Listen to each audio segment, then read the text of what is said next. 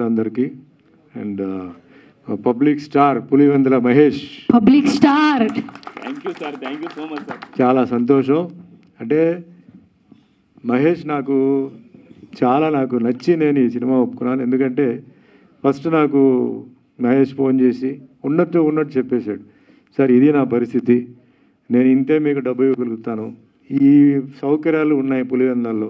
నేను అడిగాను, పులివెందులనే చేయాలా, నా పోర్షన్ ఇక్కడ చేయవచ్చు అంటే, లేదన్నా నాకు లొకేషన్స్ అన్నీ అక్కడ అనుకూలంగా ఉంది కాబట్టి నేను అక్కడే చేయాలి, మీరు రావాలి, మీకు ఏం కావాలంటే నేను చేస్తాను, ఇది నా కెపాసిటీ అని చెప్పాడు.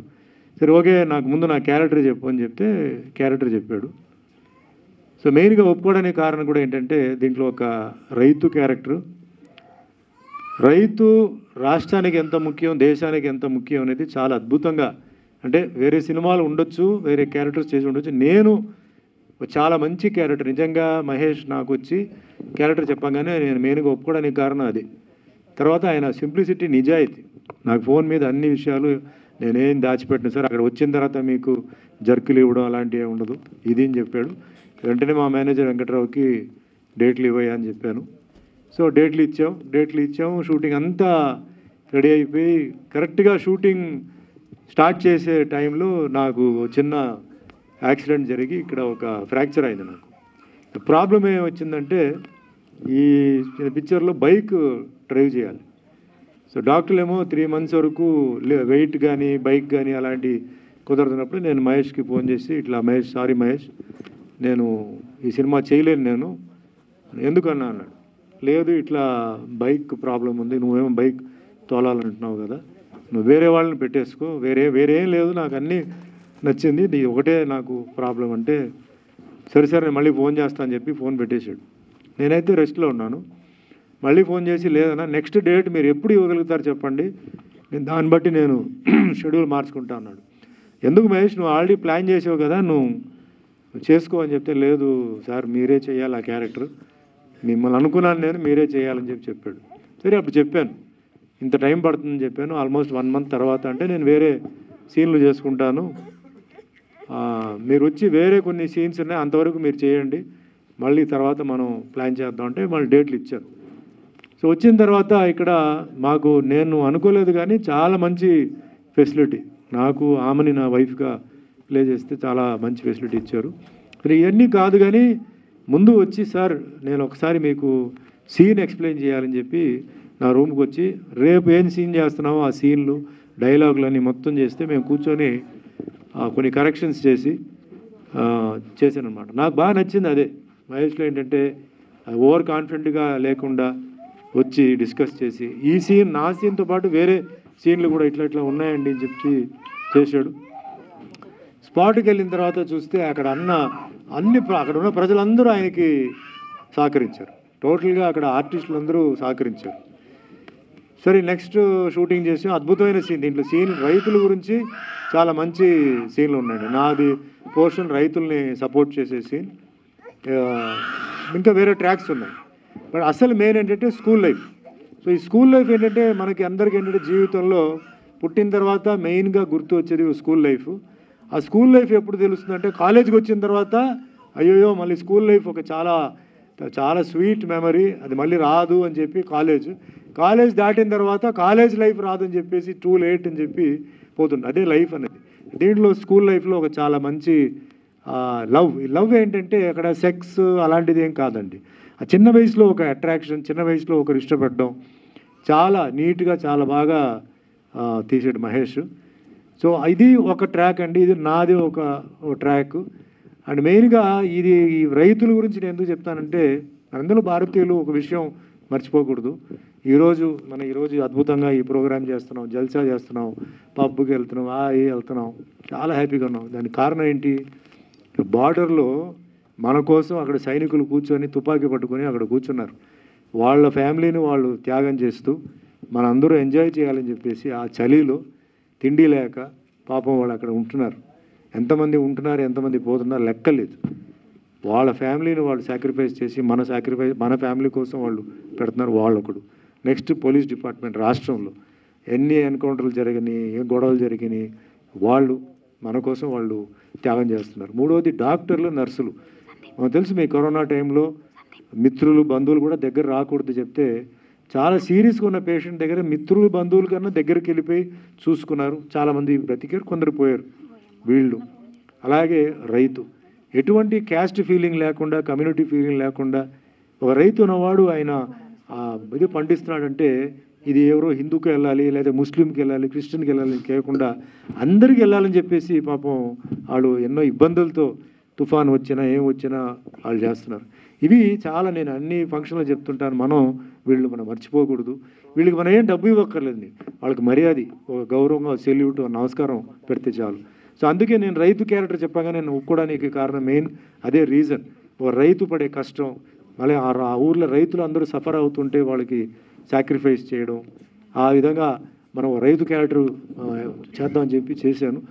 చాలా హ్యాపీ. అన్నీ షూటింగ్ అంతా అయిపోయిన తర్వాత లాస్ట్ డే మేము జస్ట్ వెళ్తున్నామంటే కొంచెం గంటల ముందు తను అసలే కష్టాల్లో సినిమా చేస్తున్నాడు.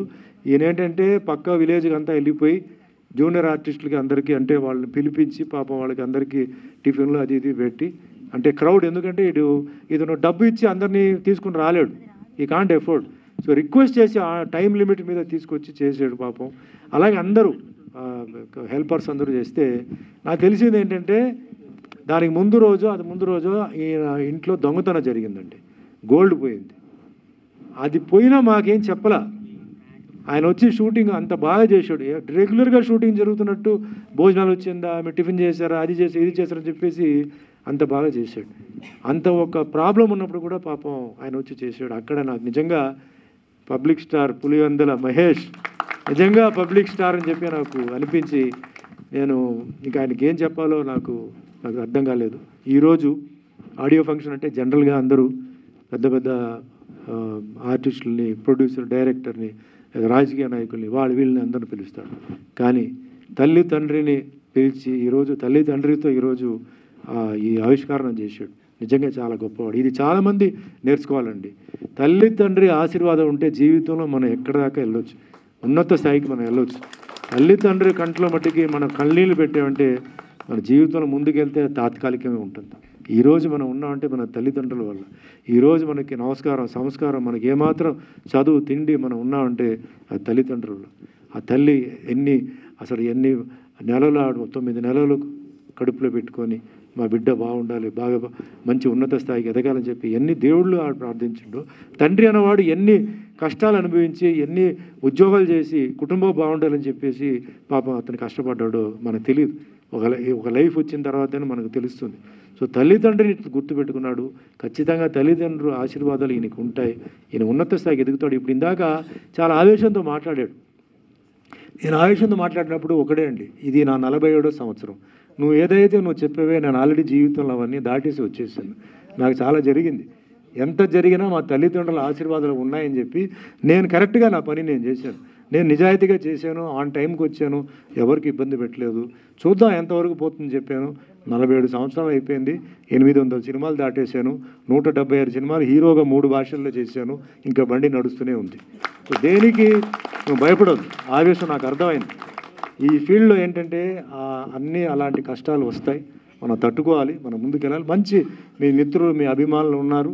ఏమంటే మీరందరూ ఇక్కడ క్లాప్ కొట్టడం కాదండి, రిలీజ్ టైంకి వెళ్ళిపోయి అక్కడ మీరు పోయి క్లాప్ కొట్టాలి. ఇక్కడ కాదు మీరు క్లాప్ కొట్టేది. ఇలాంటి మంచి వ్యక్తి పులివెందల నుంచి ఒక మంచి వ్యక్తి. ఇతనికి మంచి కంటెంట్ ఉందండి. ఇతను మంచి డైరెక్టర్ అండి, అది కూడా చెప్తాను. ఈ సీన్స్ కూడా చాలా బాగా ఎడిటర్ లాగా చెప్పాడు. ఈ సీన్ ఇక్కడ కట్ అవుతుందండి, ఈ సీన్ ఇక్కడ వస్తుంది అన్నాడు. నేను చాలా ఆశ్చర్యపోయాను. ఆయన ప్రతిరోజు వచ్చి నాకు సీన్లు చెప్తుంటే ఈ స్క్రీన్ ప్లే చాలామంది స్క్రీన్ ప్లే వేసేసుకుంటారు. స్క్రీన్ ప్లే ఏంటండి, అది ఒక డ్రామా లాగా. ఒక సీన్ అయిన తర్వాత నెక్స్ట్ సీన్కి కంటిన్యూటీ, నెక్స్ట్ సీన్కి జాయిన్ అవ్వాలి. చాలా బ్రహ్మాండంగా ఆయన స్క్రీన్ ప్లే చెప్పాడు, చాలా బ్యూటిఫుల్గా డైరెక్షన్ చెప్పాడు. అండ్ ముఖ్యంగా కెమెరామెన్ ధర్మ అద్భుతంగా చాలా ఆయన ఎంటైర్ టీమ్కి and also music director Baji గారికి కూడా అద్భుతంగా 7 పాటలు ఇచ్చాడు. సో ఇక్కడ ఏంటంటే ఒకటే బ్యాలెన్స్ ఏంటంటే మీ ఆశీర్వాదాలు అండి.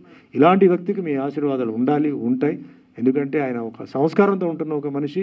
సో ఇలాంటి మనిషి ఇండస్ట్రీలో ఉండాలి. ఆయన ఎమోషన్స్ అవన్నీ నాకు అర్థమవుతుంది. అవన్నీ ఒక సక్సెస్ వస్తే అన్నీ పోతాయి.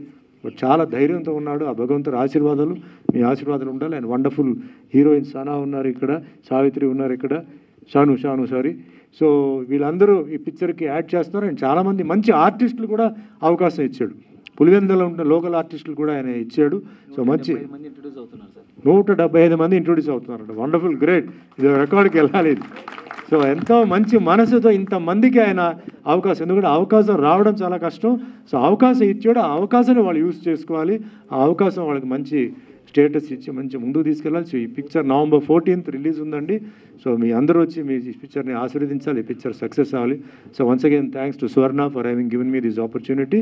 మీ అందరూ ఇంత దూరం వచ్చినందుకు వన్స్ అగైన్ థ్యాంక్స్ చెప్తూ, భగవంతుడి ఆశీర్వాదాలు మీ ఆశీస్సులు ఎప్పుడు ఉండాలి. To public star Pulivendula Mahesh. Thank you so much అండి. ఇక్కడికి వచ్చిన పెద్దలకి, నా అన్నల కెమెరామెన్లకి ఫస్ట్ ఆఫ్ ఆల్ థ్యాంక్స్ చెప్పుకుంటున్నాను. And Suman sir thank you so much sir. మాకు డేట్స్ ఇచ్చి సహకరించి ఈ సినిమాలో మెయిన్ పాత్ర సినిమా నడిపించారు. ఎప్పుడు రుణపడి ఉంటాం sir. I love you so much sir. అంటే ఆమని గారు కావచ్చు, మురళీధర్ గారు కావచ్చు, చాలామంది సినిమా గురించి మాట్లాడంటే ఫస్ట్ సినిమా కొంచెం పక్కన పెడతామండి. ఈ సినిమా కోసం నా ఇల్లు వాకిలి అన్నీ అమ్మేసుకొని ఇక్కడ నిలబడి సినిమా గురించి పక్కన పెడుతున్నా. ఎందుకంటే ఇక్కడ నిలబడిన అన్నలు కావచ్చు, అక్కలు కావచ్చు, లేకపోతే ఇంకెవరైనా కావచ్చు, ఇండస్ట్రీకి ఆర్టిస్ట్ అవుదామని చెప్పి ఎంతోమంది కెమెరామెన్లుగా ఉన్నారు, జూనియర్ ఆర్టిస్ట్గా ఉన్నారు, వేరే పొజిషన్లో ఉన్నారు. ఎందుకన్నా మనము సినిమా ఇండస్ట్రీ అంటే అది ఏదో పెద్దది, అదేమన్నా నాకు తెలియగలుగుతాను. ఎంతోమంది హీరోలు కావచ్చు, డైరెక్టర్లు కావచ్చు చాలా కష్టపడి పైకి వచ్చారు. ఇక్కడికి వచ్చిన తర్వాత మనం అనుకున్న ఫీల్డ్ని ఇసిపెట్టేసి వేరే ఫీల్డ్ ఎంచుకుంటున్నాం. అది ఎందువల్ల లోపల నాకు అర్థం కావడం లేదు. నేను అందుకోసమని ఈ క్రౌడ్ ఫండింగ్ పెట్టాను. అసలు ఏం జరుగుతుందో, ఎక్కడ మిస్టేక్ అవుతుందో, అసలు ఎవరు సపోర్ట్ లేకపోతుందో కూడా అర్థం కాకుందన్న. ఇక్కడ ఇండస్ట్రీకి మన ఇల్లు వదిలి, తల్లిదండ్రులను వదిలి, మన పిల్లల్ని వదిలి ఎంతోమంది ఇక్కడికి వచ్చి ఒక జూనియర్ ఆర్టిస్ట్గా బతకాలనా? సినిమా అంటే అదేనా? ఇంటి దగ్గరేమో గోరుముద్దలు అమ్మోలు పెట్టితే తిని ఇక్కడికి వచ్చి జూనియర్ ఆర్టిస్ట్గా 300 రూపాయలతో ముందుకెళ్ళి స్థలం లేక, రోడ్ల మీద పడుకుంటా ఉన్నారు. ఎందుకంటే నేను ఒక జూనియర్ ఆర్టిస్ట్గా వచ్చాను కాబట్టి ఆ కష్టం నాకు తెలుసు అన్న. ఇక్కడే ఇదే కృష్ణానగర్ గడ్డ మీద 300 రూపాయలతో నేను వచ్చాను. నా తల్లిదండ్రులు నన్ను చాలా ముద్దుగా పెంచుకున్నారు. ఇక్కడికి వచ్చిన తర్వాత ఆ కష్టము అది చూసిన తర్వాత నాకు ఒకటే అనిపించిందన్న, ఎవడన్నా తొక్కుతాడు, కిక్కుతాడు, ఎవడన్నా అన్నా అంటే వాడు మనిషే కాదన్న నా దృష్టిలో. వాడు ఎంత పెద్ద గొప్పడైనా కావచ్చు, వాడు కూడా ఒక అమ్మకి, ఒక నాన్నకి కొడుకు మాత్రమే. ఈరోజు నువ్వు తొక్కుతున్నావో లేదా నువ్వు ఎక్కుతున్నావో మా సపోర్ట్, మా ధైర్యం లేకపోవచ్చు, లేదా మిమ్మల్ని అడిగే ధైర్యం లేకపోవచ్చు. దేవుడు అనేవాడు ఒకడు ఉంటాడో, ఆయనకు అందరూ సమానం చెప్పాలి. గుర్తుపెట్టుకోండి, ముందు నాన్నలు తప్పులు చేస్తే కొడుకులు దెబ్బలు తగులుతున్నాయి, ఇప్పుడు కుడి చేయి చేస్తే ఎడం చేయి తగులుతున్నాయి. గుర్తుపెట్టుకోండి అన్న. మనస్ఫూర్తిగా అందరం ఎదుగుదాం, అందరం ముందుకెళ్దాం. ఎన్నాలని మాకు ఈ జూనియర్ ఆర్టిస్ట్ బతుకులు. చాలామంది ఫీల్డ్ వదిలి వేరే ఫీల్డ్ ఎంచుకుంటున్నాం. మాకు యాక్టింగ్ రాకనా, లేకపోతే మాకు చేత కాకనా? ఇన్స్టాలో ఫాలోవర్స్ ఉంటే రా తమ్ముడు క్యారెక్టర్ తీసుకో అంతే. వాళ్ళ మీద బతకాలా సినిమా? డబ్బుల మీద బతకాలా సినిమా? సినిమా అంటే ఏందన్నా? మన లైఫ్లో జరిగిన కథని యాసిడ్స్గా తెర మీద చూసుకోవడం, మన జ్ఞాపకాలు, మన ముందు తాతల జ్ఞాపకాలు చూపించడమే సినిమా. ఈడికేసుకుంటే సినిమానా? ఈడికేసుకుంటే సినిమానా? లేదు సెక్స్ చేస్తే సినిమానా? సినిమా పదానే మార్చేస్తున్నాం మనము. నాకు అదే బాధ అనిపించింది. అందుకే నేను 90s స్టోరీ తీసుకున్నా, ఒక ప్యూర్ లవ్ స్టోరీ. నాకు ఇదొక్కటే అయినా నాకు. సో నేను ఈ సినిమా ఎట్టయినా ఐ డోంట్ కేర్. బట్ ఇక్కడ నుంచైనా మనం ఐక్యమత్యంగా ఉన్నామన్నా. నా అన్నలు కావచ్చు, అందరు కావచ్చు, ప్రజలందరికీ కోరుకుంటున్నాను నేను. ఒకటి వల్ల ఏమీ కాదు, మీరందరూ తలుచుకుంటే నేను ముందుకు వెళ్ళగలను. నేను ముందుకెళ్తే ఖచ్చితంగా ఈరోజు నైనిషియా క్రియేషన్ నా చిన్న పాప బ్యానర్ పెట్టాను నేను. నాకు పెద్ద బ్యానర్ దొరకపోవచ్చు, మేబీ దొరుకుతుందేమో కూడా తెలియదు. రేపొద్దున నేను పెద్దనే అయిపోయిన తర్వాత కొత్త వాళ్ళందరికీ నా బ్యానర్ ఇస్తా. I promise. నేను చెప్తున్నా, ఈరోజు నేను చిన్ననే కావచ్చు, ఏదో రోజు ఖచ్చితంగా గొప్పనవుతా. నా బ్యానర్ ఇస్తాను నా కొత్త వాళ్ళందరికీ. నేను మాట్లాడుతున్నా సభావేదికంగా. నేను ఫస్ట్ టైమే మాట్లాడుతున్నా, కానీ చాలా బాధ ఉందన్న. ఎందుకు ఎక్కడికి వెళ్ళినా కూడా ఏం జరిగినా ఇదే రిపీట్ అవుతుంది. సార్ ఎక్కడ రీజన్ అర్థం కావడం లేదు. బయట వాళ్ళేమో ఆ నలుగురు పెద్దోళ్ళు అంటారు. ఆ నలుగురు ఎవరిని అడగాల? ఎవరిని అడిగితే వాళ్ళు కిందికి వస్తారు. అడగడానికి మేము రెడీగా ఉన్నాం. ఉంటే నాయకులు ఎవరన్నా, పెద్దోళ్ళు ఎవరు ఉంటారు, రండి సార్ మాట్లాడుకుందాం. చచ్చిపోతున్నాం సార్ బయట. సినిమాలో ఒక్కసారి కనపడేది చచ్చిపోవాలని చాలామంది. సార్ నేను క్రౌడ్ ఫండ్తో చేస్తాను సార్, మంచి 10,000. దీంట్లో పూలు అమ్ముకొని ఉన్నారు, బైకులు అమ్ముకొని వచ్చిన వాళ్ళు ఉన్నారు. ఆటోలు అమ్ముకునే వాళ్ళు ఉన్నారు సార్. 2000 3000 చిల్లర తీసుకొచ్చి ఒక్కసారి నేను కనపడి చచ్చిపోయినా బాధలేదంటున్నారు. బతికించండి సార్ సినిమాని. కోట్లు పెట్టి కాదు సార్ సినిమా తీయాల్సింది. 10 రూపాయలతో సినిమా తీయచ్చు. ఏదో సార్ హెలికాప్టర్ దిగితే అదే షాటే, సైకిల్లో వచ్చిన అదే షాటే సార్. మీరు పెద్ద బడ్జెట్ తీసి జనాల మీద రుద్దాకండి సార్. చిన్న సినిమాలు బతికించండి. కంటెంట్ చూడండి. కంటెంట్ నచ్చితే థియేటర్కి వెళ్ళండి. నచ్చలేదా అప్పుడు చెప్పండి, సార్ మాకు చేత కాదు, మేము ఇంటికి వెళ్ళి వ్యవసాయం చేసుకుంటాం సార్ అని. సార్ ప్లీజ్ సార్, నా మాట తప్పుగా అనుకోవచ్చు, లేకపోతే నన్ను టార్గెట్ చేసుకోవచ్చు, ఏమైనా చేసుకోవచ్చు. కానీ నాకు జరిగింది చెప్పాలనుకున్నాను. ఏదో ఇంకో రోజు అంటారు, భయపడిపోతారు. సినిమా నేను ఒక్కనే చేశాను కదా, నా డబ్బులని వెళ్ళిపోతాను. I don't care. ఈ సినిమా ఏమన్నావని ఇలా చాలామంది మాట్లాడుకుంటారు, జూనియర్ ఆర్టిస్టులు. కానీ చాలామంది నా దగ్గరకు వచ్చే అవకాశం వచ్చినప్పుడు, ఒక డైరెక్టర్ ప్లేస్లో కూర్చున్నప్పుడు ఇవన్నీ నేను విన్నాను. నా బతుకు జూనియర్ ఆర్టిస్ట్ స్టార్ట్ అయింది. ఇంకెవరు చెప్పాలన్నా, మనకి ఇంకెప్పుడు మారుతాయి? నా ప్లీజ్ అన్న కెమెరామెన్ అన్న, మీకు విషయం తెలుసా, ఇక్కడ హీరో గొప్పడు కాదు, డైరెక్టర్ గొప్పడు కాదు, కెమెరా గొప్ప. మీరు చూపిస్తేనే ఎవరైనా హీరో అయ్యేది, డైరెక్టర్ అయ్యేది, గొప్పోళ్ళు అయ్యేది. ఆ కెమెరా లేకపోతే ఎవరు గొప్పోళ్ళు లేరు. అది గుర్తించండి అన్న. మీరు కరెక్ట్గా కొడితే ఇండస్ట్రీ ఖచ్చితంగా మన చేతిలోకి వస్తుంది. మళ్ళీ చిన్న సినిమాలు చేసుకోవచ్చు, మళ్ళీ మనం బతకచ్చు అన్న. వందల కోట్లు కొట్టి అది రాక ఆడక జనాలు థియేటర్లు ఇవ్వక చచ్చిపోతున్నాం అన్న. ఈరోజు ఒక మనిషిని థియేటర్ తీసుకురావాలంటే చచ్చిపోతున్నాం. మంచి కంటెంట్ కూడా చచ్చిపోతున్నాయి. ఎందుకంటే పెద్ద వెంటలకు థియేటర్లు వచ్చేస్తున్నాయి. మీరా కొత్తోళ్ళ ఒకప్పుడు చిరంజీవి సార్ కొత్తోళ్ళని మర్చిపోయినారు. ఒకప్పుడు రజనీకాంత్ సార్ కొత్తోళ్ళని మర్చిపోయినారు.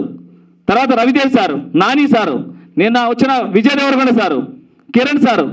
ఏంటి సార్ కొత్త అయింది పాత అయింది? ఒకసారి ఛాన్స్ ఇచ్చి చూడండి. ఎంతోమంది చిరంజీవులు వస్తారు, ఎంతోమంది రాజమౌళి వస్తారు. ఒకే ఒక అవకాశం ఇచ్చి చూడండి సార్. టాలెంట్ చూడండి సార్, అంతేగాని రీల్స్ ఏముంది సార్? ఏవి రీల్ చేసినా మిలియన్స్లో వ్యూస్ వస్తాయి, కానీ కంటెంట్ జనాల నుంచి వస్తుంది. అది ఆలోచించి సపోర్ట్ చేస్తారని మనస్ఫూర్తి కోరుకుంటున్నాను. ఒకటే అండి, నా సినిమా గురించి నేనేం మాట్లాడను. నా టీజర్ మాట్లాడితే జనాలు థియేటర్కి వెళ్తారు, నా ట్రైలర్ బాగా నచ్చితే జనాలు సపోర్ట్ చేస్తారు. November 14th ఏ బ్యానర్ వచ్చినా November 14 సినిమా రిలీజ్ చేస్తా. అది ఒక థియేటర్ దొరుకుతుందా, 10 దొరుకుతుందా, 100 దొరుకుతుందా నాకు తెలీదు. పోనీ పెద్ద బ్యానర్ దొరికితే రిలీజ్ చేస్తాను. ఏ దానికైనా రెడీగా ఉన్నాను. November 14 తెర మీద సినిమా చూడాలనుకుంటున్నాను. మీరు నా కోసం కాకపోవచ్చు, నా బిడ్డల కోసం కాకపోవచ్చు, నా భార్య కోసం కాకపోవచ్చు, నా ఫ్యామిలీ కోసం కాకపోవచ్చు, మీరు జనం కోసం సినిమా చూడండి. పూలు అమ్ముకున్నోళ్ళు, బైకులు అమ్ముకున్నోళ్ళు, రోడ్లలో ఉన్నోళ్ళు ఒక్కసారి తెర మీద కనబడి చచ్చిపోతే చాలా అనుకునే వాళ్ళ కోసం చూడండి సార్. నేను 100 రూపాయల టికెట్ పెడుతున్నాము, మాకు 1000 అంతేమొద్దు సార్. ఒక 100 రూపాయలు పెట్టి మీరు సినిమాకి వెళ్ళండి. నచ్చితే మాత్రం మీ దగ్గర మొబైల్ ఉంటే, స్కూల్ లైఫ్ సినిమా చూశాను, చాలా బాగా నచ్చింది, మీరు సపోర్ట్ చేయండి. ఒక్క వీడియో నా కోసం చేసి పెట్టండి అంతే. ఈ సినిమా గురించి నేను ఏం మాట్లాడను, టెక్నీషియన్ గురించి ఏం మాట్లాడను సార్. సారీ సార్, నెక్స్ట్ ఇంకేముంటే మాట్లాడతాను. ఇది నేను చెప్పాలనుకునే చెప్పాను. నాకు సహకరించిన ప్రతి ఒక్కరికి నా పాదాభివందనం. నా టెక్నీషియన్స్ కావచ్చు, నా ఆర్టిస్టులు కావచ్చు, everyone thank you so much. నేను ఫస్ట్ కొత్తనైనా కూడా నాకు దేవుడు లాంటి సుమన్ సార్ నాకు డేట్ ఇచ్చి సహకరించి సపోర్ట్ చేశారు. తొలి మెట్టు నుంచి ఈ మెట్టు వరకు సపోర్ట్ చేసిన ప్రతి ఒక్కరికి నేను ఎప్పుడు రుణపడి ఉంటాను. నాకు అన్నం పెట్టినవన్నీ ఎప్పుడు మర్చిపోను. I promise. జై సినిమా, జై సినిమా, జై స్కూల్ లైఫ్. అయినా కూడా ఈ డైలాగ్ చెప్తున్నా అంటే అర్థం చేసుకోండి, కంటెంట్ వేరు సినిమాలోది. సో ఆ కంటెంట్ గురించి లాస్ట్ వరకు చూస్తే ఇదే లేడీస్ నాకు ఖచ్చితంగా సన్మానం చేస్తారు. ఎందుకంటే నా ఇంట్లో ఆడబిడ్డలు, నా 2 పిల్లలు, నా భార్య, నా తల్లితో చూసే సినిమా చేశాను. సో డైలాగు బ్యాడ్గా ఉండొచ్చు, కానీ అదే ఎండింగ్లో వీళ్ళకు ఒక ప్లస్ పాయింట్ అవుతుంది. అమ్మాయి నావుపాము 2 ఒకటి రచనడా. నావుపాము ఎంత పాలు వచ్చినా కాడేస్తుంది, అమ్మాయిని ఎంత ప్రేమించినా మోసం చేస్తుంది. నావుపాము పాలు వచ్చినా కానీ తెలుసా పాలు వస్తాను చూడు, ఇది మన అమాయకత్వం. అమ్మాయిని ఎంత ప్రేమించినా మోసం చేసినా తెలిసి కూడా ప్రేమిస్తాను చూడు, ఇది మన అబ్బాయిల అమాయకత్వం. అబ్బాయిలు be careful my innocent boys. Okay, super. అందరికీ నమస్తే అండి. ముఖ్యంగా ముందుగా ఇలాంటి సినిమాలకి ఆదరించేటువంటి మీడియా మిత్రులకు, సోషల్ మీడియా, ప్రింట్ మీడియా అందరికి కూడా నా మనస్ఫూర్తిగా ధన్యవాదాలు తెలియజేసుకుంటూ, వచ్చినటువంటి పెద్దలకు, అందరికీ, ప్రేక్షకులకి, వేదిక మీద ఉన్న ప్రముఖ నటులు, ఎంతోమందికి స్ఫూర్తిదాయకంగా నిలిచినటువంటి సినిమా దిగ్గజం మన సుమన్ గారికి, వారు ఈ సభకు రావడం చాలా సభ పునీతమైందని నేను భావిస్తున్నా. అదేవిధంగా ఈరోజు స్కూల్ లైఫ్ అసలు ఇక్కడ ఉండడం కాదు, ప్రపంచంలో స్కూల్ లైఫ్ లేకుండా ఏ మానవుడు ఉండడు.